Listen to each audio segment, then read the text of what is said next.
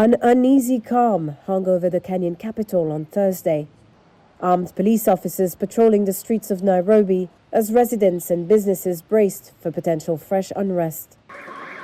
Demonstrations on Tuesday were marred by violence and looting. Now, activists behind the country's anti-government protests are rethinking their strategy.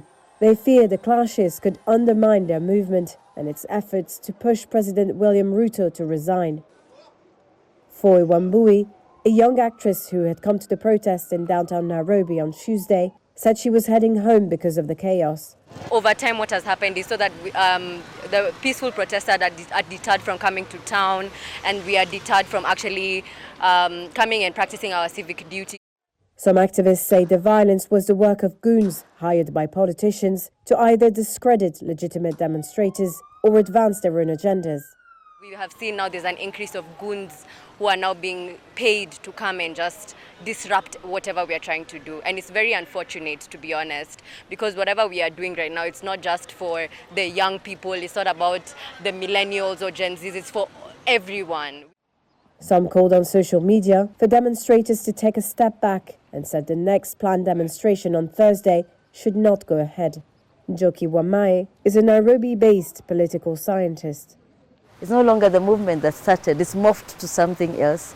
But I think many young people are still on this. There are still many genuine Gen Zs, millennials on the street protesting. So I think this was maybe a strategy to end the protests, because once criminals are created, because clearly, once the criminals are created, the next thing is police will use even more high-handed techniques to get rid of them, probably even shoot protesters who are innocent as they fight the criminals.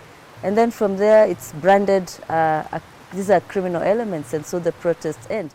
Kenya's government spokesperson did not respond to a request for comment. In official statements, the government has generally distinguished between peaceful protesters and those they brand as criminals that have hijacked the demonstrations. But their allies have seized on the violence to try and discredit the movement.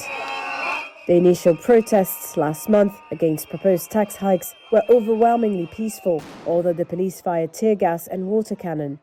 The protests became violent as some people briefly stormed Parliament last week and the police opened fire, killing dozens. The next day, Ruto withdrew the tax increases, but protesters vowed to carry on, issuing a range of demands from anti-corruption measures to Ruto's resignation.